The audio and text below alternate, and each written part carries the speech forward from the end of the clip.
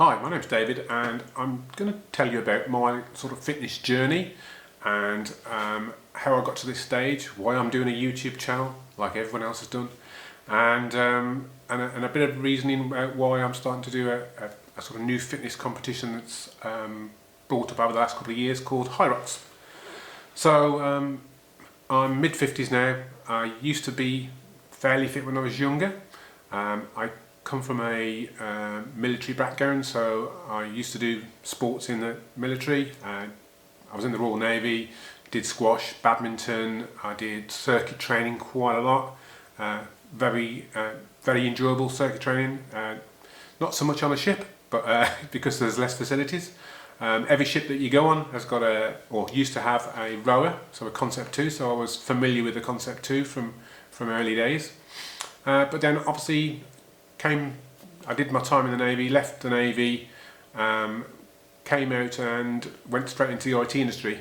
And the IT industry, completely opposite. It's sat down, not very active.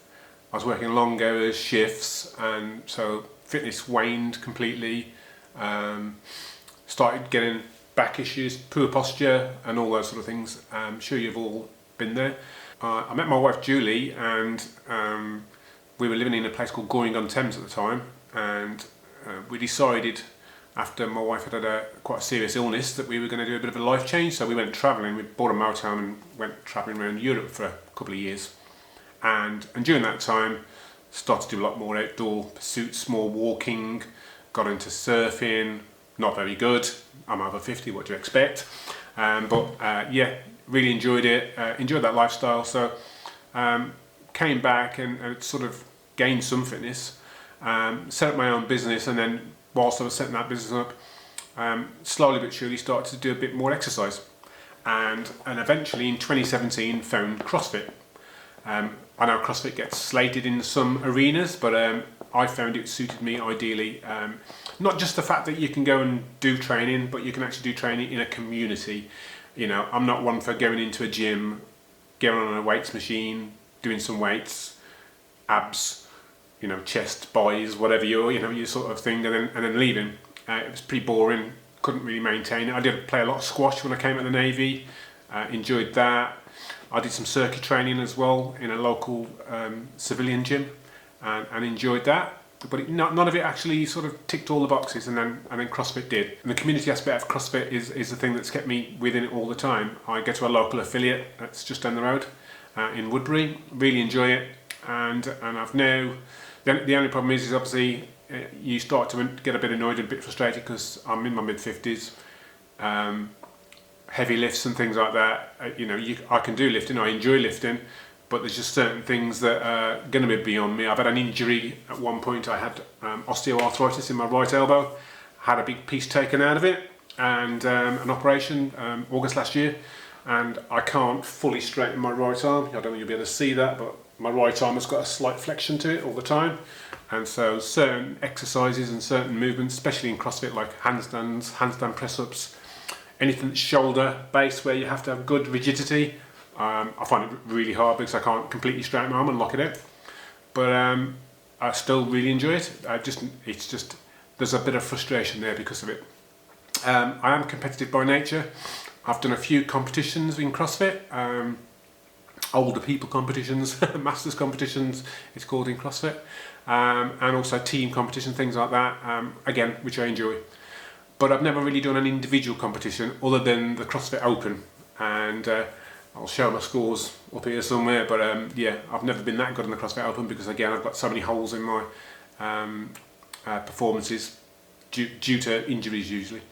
I came across Hyrox, and Hyrox comes from Germany. It's a fitness competition, but it's basically like CrossFit, but much longer endurance type workouts and with less of the technical aspects. So basically, you can be Joe Bloggs off the street, come in and go and do a Hyrox workout. It'll probably kill you. It'll probably take you an hour and a half to 2 hours, maybe longer.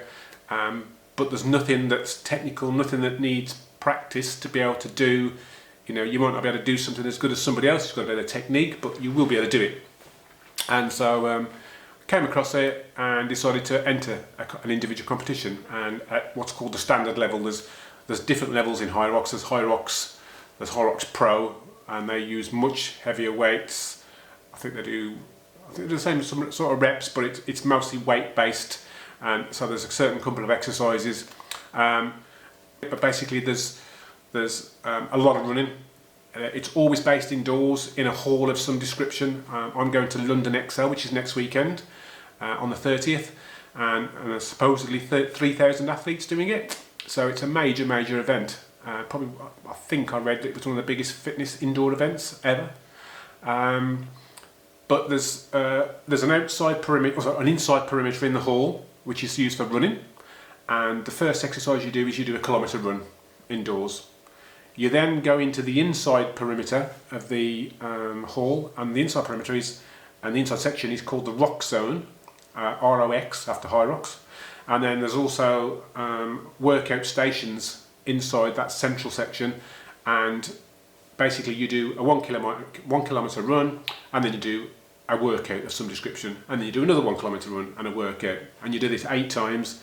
And on the very last run, you come in, you do, in my particular category, you do 100 wall balls with a 6 kilogram ball, which is a ladies' CrossFit weight. But I think after this whole workout and doing 100 of them, that will be a real massive advantage. And then once you've done that 100 wall balls, you cross the finish line, you get a nice photo, picture on the wall, a little tag or something, a badge or something to say you've done it, and off you go. The great thing about Hyrox, I think, is there are so many stats you can gather about it. I'm a statistician. I love looking into the data, making spreadsheets, doing all that sort of stuff. And Hyrox has leaderboards, online leaderboards, which you can access. And on those leaderboards are all of the split times, because when you register, when you turn up to the event, you get an ankle chip timer. You wear that during the whole event, and at certain stages throughout the process of the event, your time is taken. So obviously your start time's taken, you go off and do your 1 kilometre run, you come out of the running track and into the middle section, the rock zone, and as soon as you do that, another time's taken.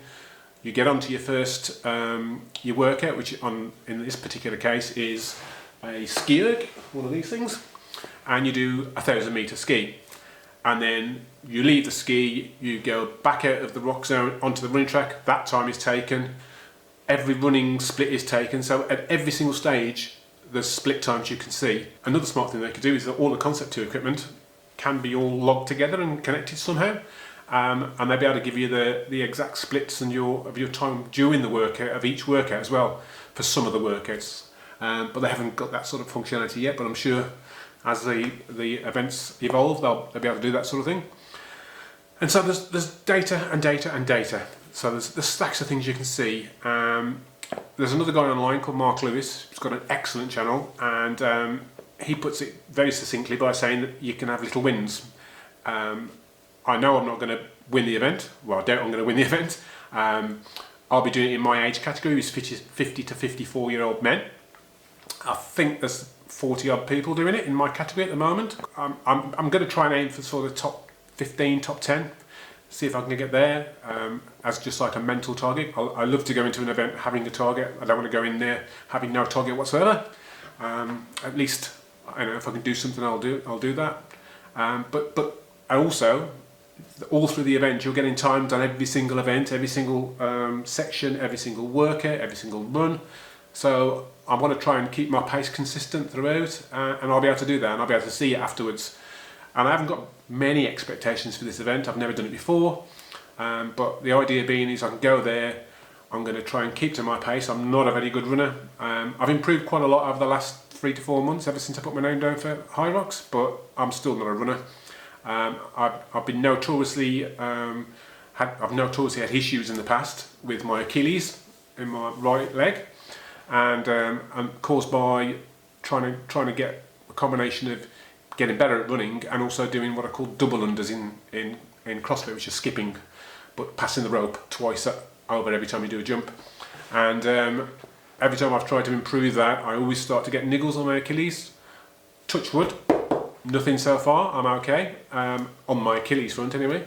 but I have started getting a niggle on my knee just before we go to the event, which is an absolute nightmare.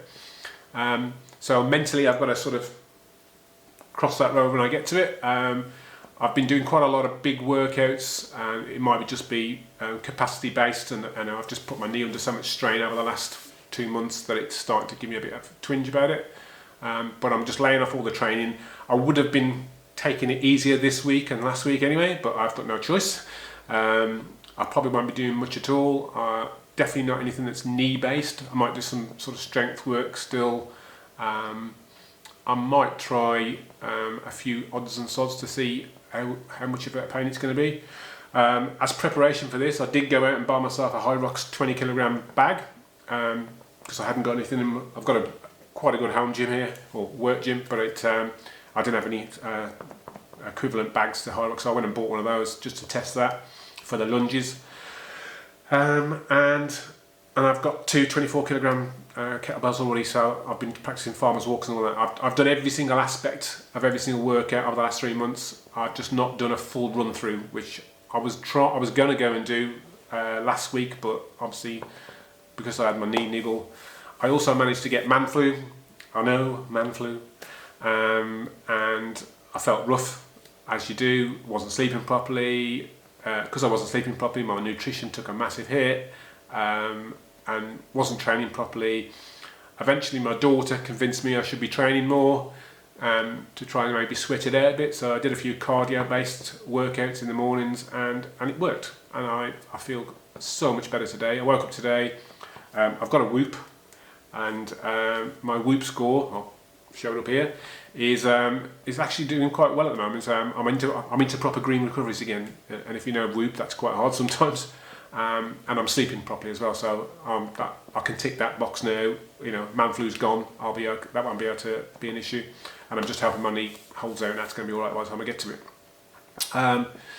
Looking at the times for Hyrox, the leaderboards, it looks like for my age group that maybe if you wanted to be top 3, because the podiums are like about 1 hour 15 maybe to be able to get on the podium, and then top 10 I'm reckoning 1 hour 20, and then after that, you know, whatever time you get.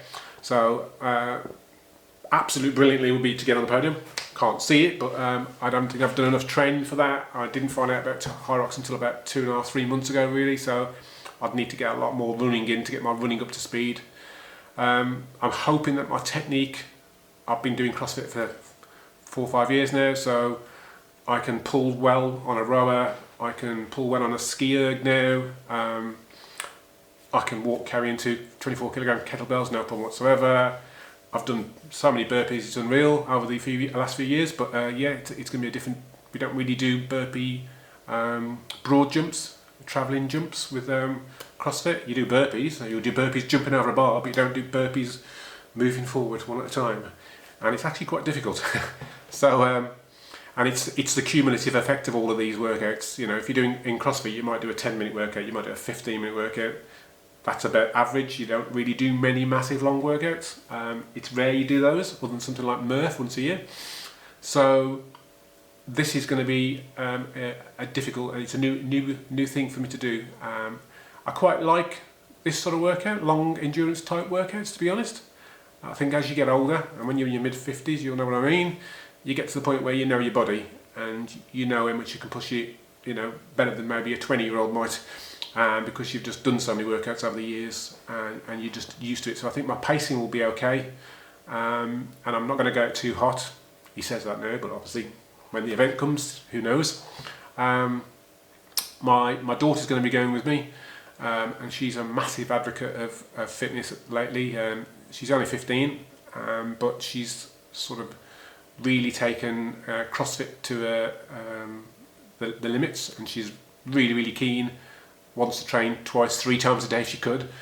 So I'm having to hold her back a little bit so she doesn't get injured, but she wants to come and watch me, so she's going to be coming, taking all the camera kit with me, GoPros and all that sort of stuff.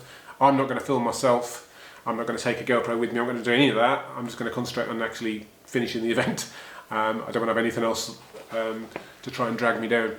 The biggest issue I think you can do if you're going to do something like this event is to be worried about other things that you've got to do. So I'm going to hand all my camera equipment to my daughter. She's going to try and capture as much footage as possible throughout the event. Hyrox have their own photographers that wander around and take loads of like professional photos of you in action, so to speak. And I think you can pay for those or get those later on. So I'll have those as well. Yeah, so that's the only thing I've done at the moment. I'm a bit of a planner. I love to have a game plan for everything. I don't want to turn up and be thinking on the day, oh damn, I forgot this, I've done that. I like to be prepared. There used to be a saying in the forces of prior preparation prevents piss poor performance. So, and that's what I'm trying to do. I've already booked a hotel, so we're going up there the day before. So we're leaving early in the morning, getting the train up to London, and staying the night in a hotel. So that means I can get there. I can wake up in the morning, I'm already in London, I don't have to worry about transportation, any issues, being late or anything like that. They've released the heat times now, finally, so you can go onto the Hyrox website, go into the leaderboard search, and then you can search for your name and it will give you your athlete number. Mine's something like 1220 something, and the first four digits are actually the time of your heat. So I know I'm going to be going on at 12:20. A friend of mine's going up from the same gym. He's going on at 12 o'clock, so he's younger than me and faster. So he'll be passing me on the runs, but at least I'll be able to see him and have that sort of thing going on. I've got all my stuff planned to take with me. I've got my daughter's going to be tracking my macros this week. I eat fairly clean, but not as clean as I should do. But this week I'm going to dial it right in and take my own food up with me as well. So that then at night, instead of going out for a meal and end up in the morning with a bit of a bad stomach or any sort of issues that might be playing on my mind while I'm trying to run around and not die, this way I'll have that all dialed in and ready to go. And like I said, I've done workouts. I've done about 4 or 5 different workouts that were 1 hour plus workouts, which were sort of scaled down slightly versions of Hyrox. I've done a lot of like running workouts, what everyone's calling compromise running. Anyone can go out and run a kilometre, but then you've got to run a kilometre, come in, push a sled with approximately 155 kilograms of weight, push that forward and back, I think it's 50 metres, and then go and do another kilometre run. So that's when you start to find out whether your legs are going to be alright. If you look at the split times on the leaderboards, there's a huge decline straight after the people will have quite a nice fast run. They'll come in and they'll do the ski, they'll go back out, they're doing the fast run, they come in. When they get to the sled push and then do the next run, the split after that is always slower. So that really does take it out your legs. I did a sled, I haven't done much pushing of sleds. Again, we've got one at our gym, luckily, but it's not one of the things you do a lot in CrossFit. I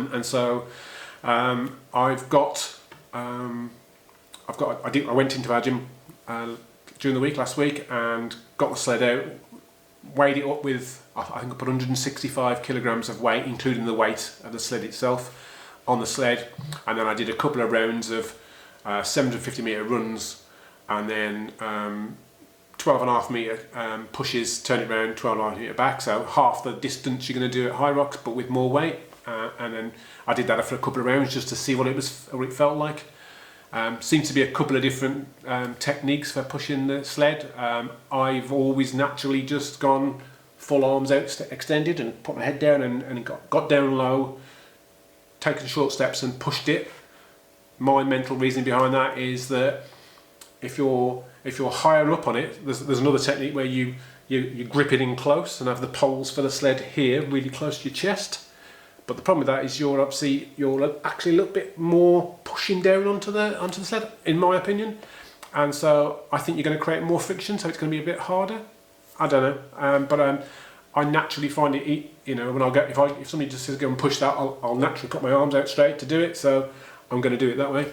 I'll include a little clip here of me struggling like mad, trying to push a 765 kilograms on it, but it's not bad, and it's only once. And then obviously that's where the next 1 kilometre is slower because your legs are going to be a bit pushed and your quads and that are going to be strength damaged. So off you go on your run, and you'll get back into it again.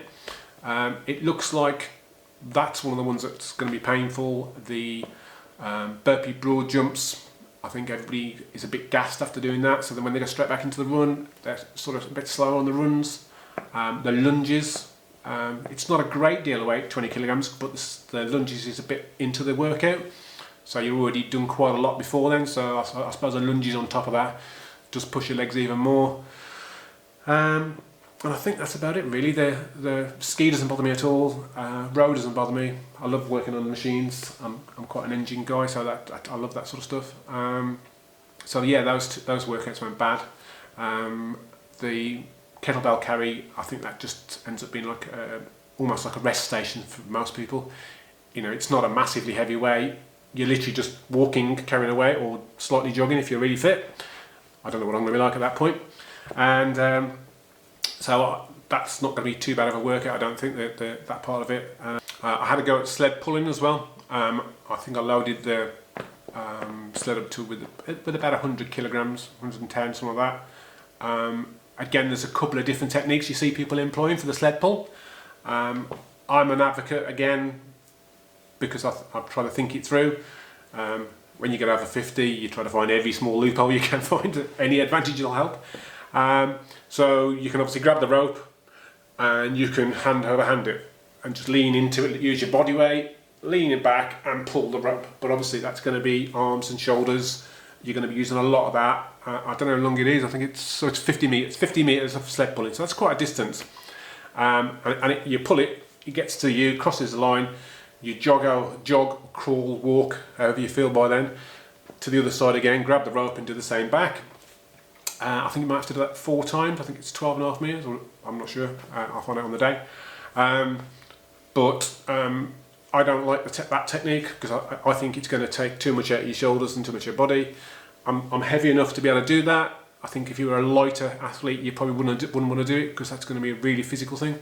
The way I like to do it is I lean back I grab the rope, I lean back, use my body weight, push with my legs, break inertia, get some movement going on the sled, and then step back and pulling the rope. And that way you're using the bigger muscles in your legs to do that, with a little bit of shoulders.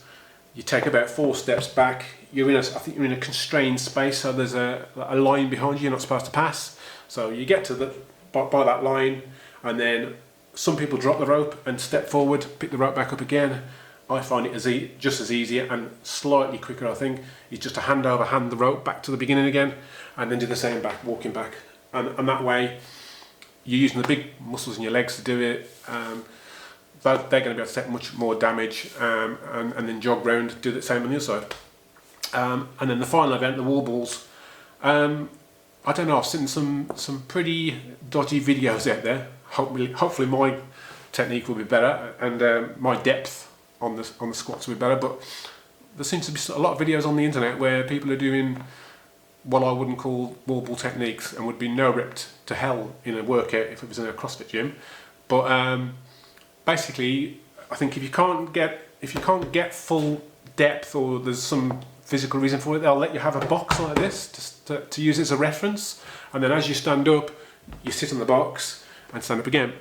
But obviously, I know they're trying to make it more inclusive by doing that, but obviously if you've got a box behind you, and some of them are made out of like a canvas material, so you could actually use that to like bounce back off, it's actually easier because you're taking the weight off your legs at every time. Some people were doing wall balls where they were throwing the ball up, catching it, holding it, then doing a squat, then standing back up, and then throwing it. Well, obviously you're holding that weight all that time. The technique of that is going to be over 100 reps, which that's how many reps you've got to do. That's going to be quite considerable, and the cumulative effect of that's going to be hell on your back and things like that. In CrossFit, they teach us to throw the ball and then start going down and catch the ball going down, and then stand back up again and push it again. And again, there's a couple of schools of thought on whether you should throw the ball, relax your arms, and then some people throw the ball, sort of sweep round, and then catch and just keep doing this to give your arms a slight rest. Other people just throw it, keep their arms there, start going down and catch it, whichever way feels best, I think. I tend to do a mixture of both. And it's a 6 kilogram ball, so it's lighter than a CrossFit ball normally, which is 9 kilograms. But at the same point, you've got to do 100 of reps. You're going to be wiped by now. I'm estimating 1 hour 20 to 1 hour 30 as my time. But that is a completely sort of plucks from nowhere time. I've done like similar sort of workouts and know my sort of strengths and weaknesses.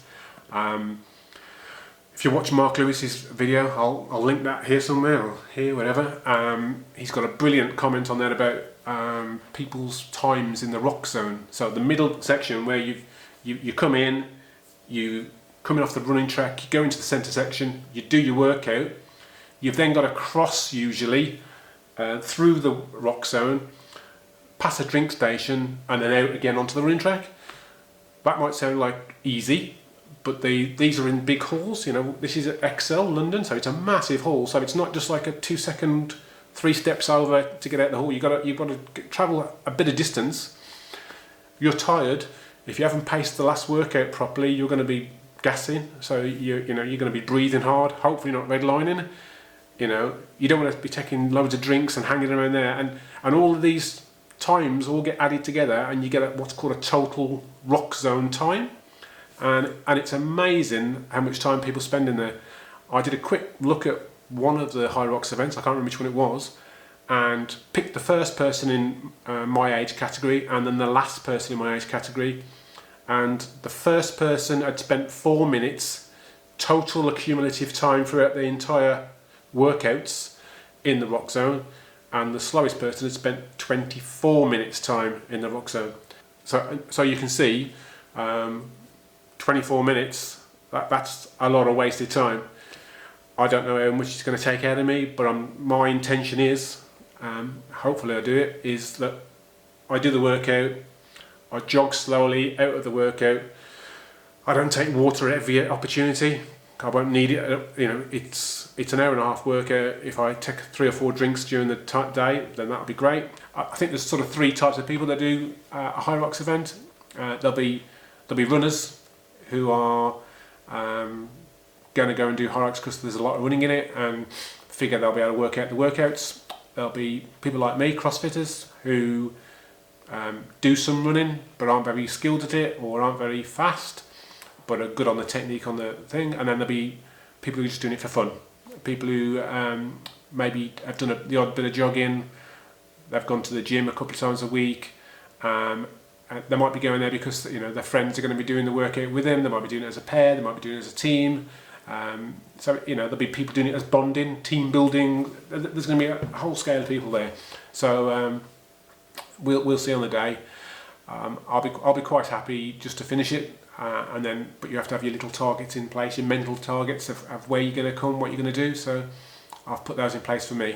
I've done quite a few workouts leading up to Hyrox, which are quite large capacity workouts, 1 hour plus workouts. And the only thing I haven't had chance to do properly was to do a full length sled push workout and sled pull intermingled with all of the other stuff. I've done a workout where I simulated a sled push by using a bike erg behind me and doing a 2k high damper setting push on your legs sort of thing to try and get a bit of, I haven't already mentioned it, but if you do like my content, if you do like my channel, and you've only got 1 video to go on, so who knows, but it might improve, it might actually look really good in the end. But if you do like my content and my channel, please like and subscribe. It's all down below. I also run an Instagram profile called Fitter More Than Yesterday, and I'll link that somewhere around here. Please go ahead and follow that.